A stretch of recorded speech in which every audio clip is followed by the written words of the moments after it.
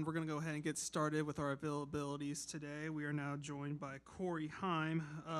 Corey, you've had somewhat of a familiar relationship with 2311 Racing dating back to last year, but now you are officially a member of the team as their first development driver. So just talk about this step in your career and the opportunity to run more Cup races this season and your future with 2311. Yeah, first of all, I'm just so grateful to have this opportunity with 2311 Racing. Just being a part of the organization on a small scale last year, running Nashville, of course, in the Cup Series, and kind of get my feet wet with that organization. And then now to a much bigger scale for myself and being the team's first development driver. Just so thankful for everyone at 2311 Racing, and super thankful for everyone at Toyota for believing me over the past couple of years. Started with them in 2020, and it's been a slow climb up through the ranks. But for them believing in me and giving me the opportunities to prove myself in ARCA and the Truck Series, and then finally getting a couple opportunities in Xfinity and Cup and proving myself there. Just so thankful for Toyota, so thankful for 2311 Racing, and can't wait for my first race in Kansas. All right, well, we'll begin opening up to questions. If you have a question, please raise your hand. We'll get a mic to you. We'll start with Jacob over here on the right.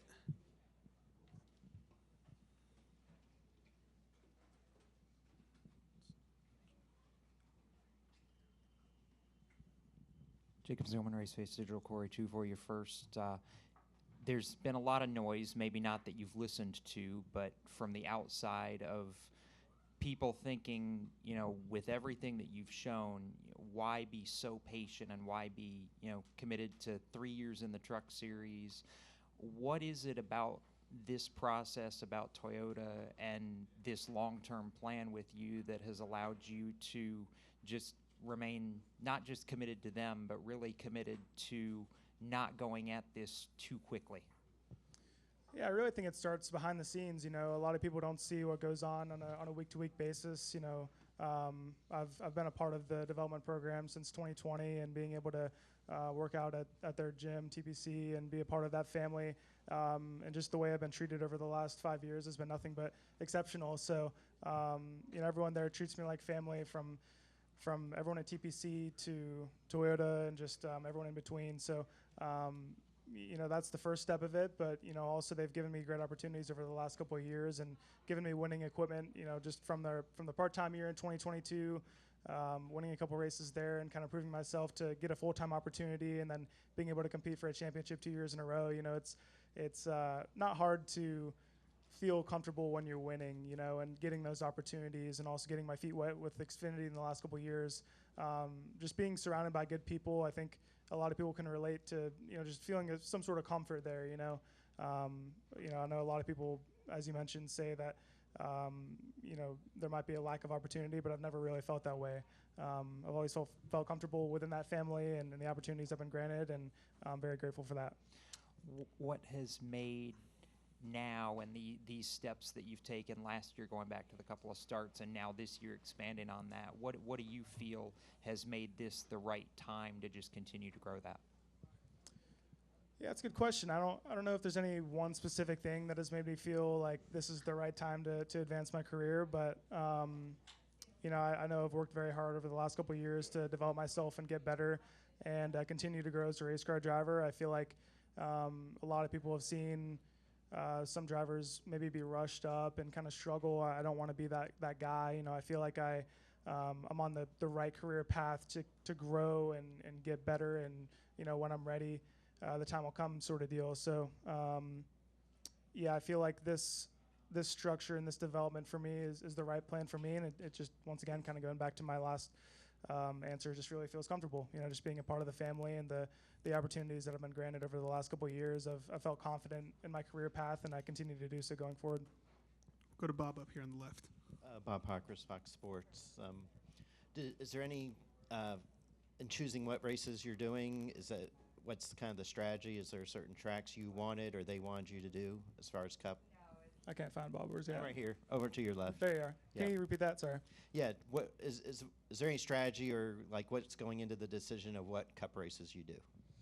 A little bit, yeah. I feel like, in a sense, I want to feel prepared in my Cup starts, but I think there's a element of being uncomfortable and learning a lot within my limited starts, just being prepared for, when I get to compete at a bigger scale and compete for points in a championship one day.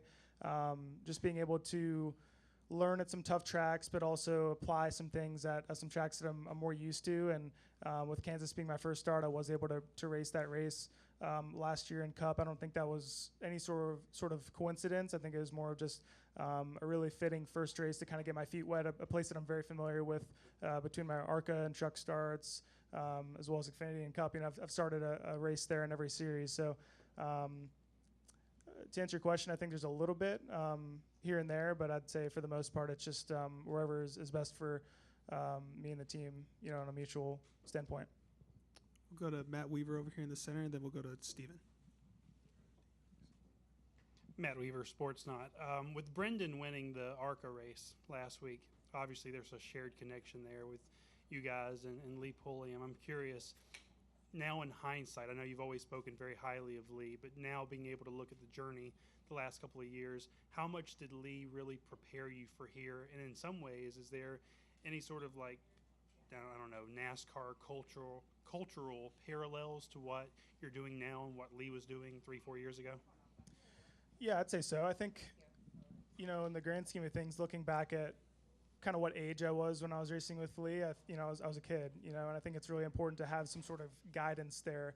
And Lee is the perfect fit for being a good guider and a good, I guess not necessarily like a father figure, maybe not to that extent, but just to have someone that's kind of looking after you and understands, him being a former race car driver, and understands what it's like to be in my shoes as a 15, 16-year-old kid, kind of trying to, make my name in NASCAR and get my feet wet, as far as racing at a bigger scale, coming from Legends cars and whatnot. I think he's a really good fit for that. And I know Brendan was older when he raced for Lee, but, he was kind of in the same position of, not a lot of experience with NASCAR or ARCA or anything like that. It's, trying to, put yourself in position at the right moments on these big car store races and whatnot, and make sure you make the right decisions to, put your name out there for bigger teams and bigger opportunities. I think he's such a good role model for that sort of development. So, yeah, Lee means a lot to me. He's been a big part of my career and my development, and I think you'll see more drivers, over the years come from his team and make their names in NASCAR as well. We'll hit Steven right here, and then we'll go to Daniel toward the back. Steven Toronto, CBS Sports. Corey, you made one start for 2311 last year back at Nashville. I just wanted to get some clarification. I know Eric Phillips was the crew chief for the 50 car and what's now the 67 car last year, but how much logistically and crew-wise is carried over from 2024 to 2025 for, I guess, 2311's fourth car now?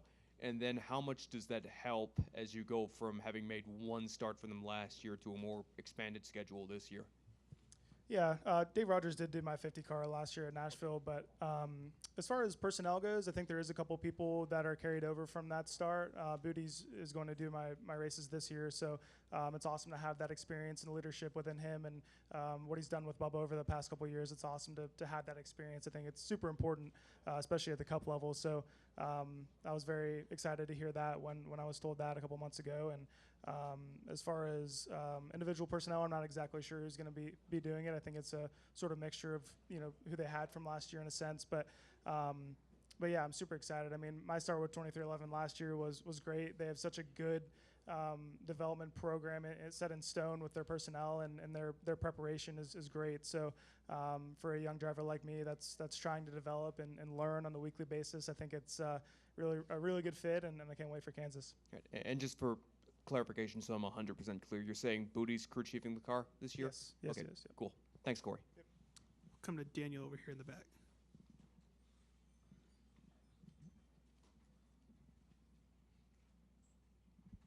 Daniel McFadden, FriendShirts.com.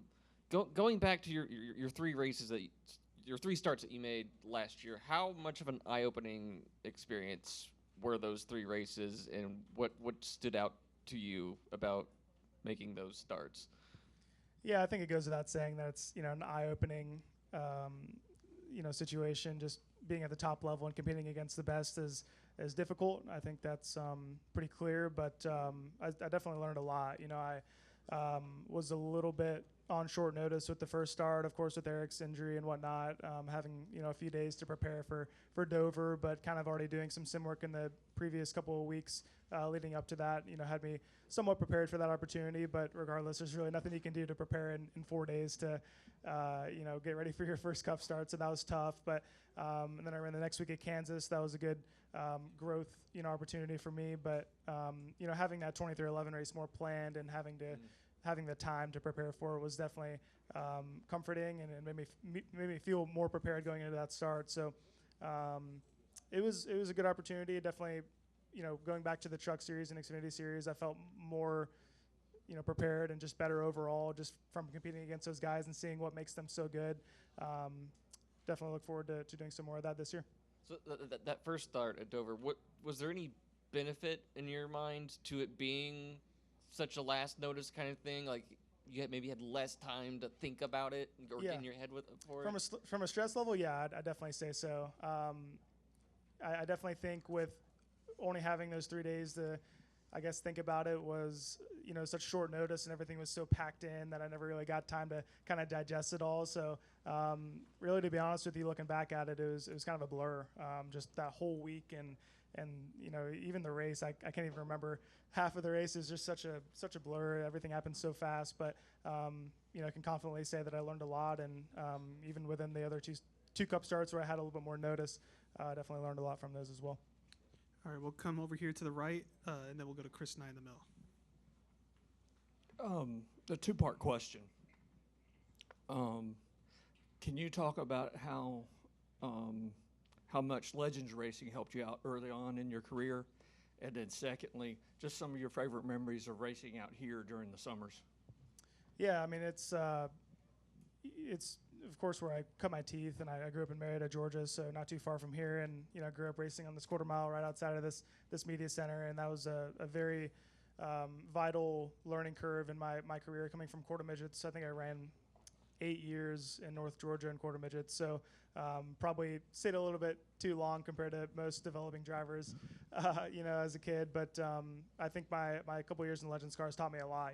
Those cars are really on edge, really tough to drive, really tough to learn. It's your first opportunity to use a clutch and shift, and there's a lot of new things as a kid trying to learn how to just simply drive a race car. So definitely no regrets as far as that side of my career path. I think that was super important in learning car control and whatnot, and racing at Cordele a couple hours away here at Atlanta Motor Speedway.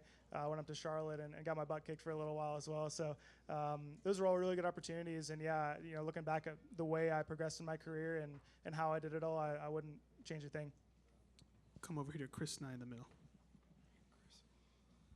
ChrisNyCatchers.com. Corey, just curious if you know how many Xfinity Series races you will run with Sam Hunt Racing, and how will running additional races in Cup and Xfinity help you with your truck program at TruckCon? Yeah, I'm not 100% sure on how many races I'm running this year, but I am starting at COTA next week, so that'll be a great opportunity. As far as how that'll help on the truck side, I think, regardless of whether it's a Cup start, Xfinity start, late model, whatever it may be, I think as a developing driver, I think those opportunities all help. It's two different skills, of course. I think the Cup starts are super beneficial just to see how the best guys do it and how they do it well.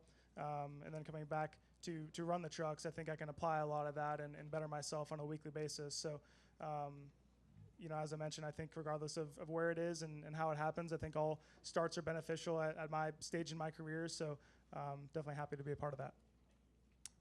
All right, any more questions for Corey today? Well, Corey, congrats on this deal. Looking forward to seeing more races this year. All right, thanks, guys.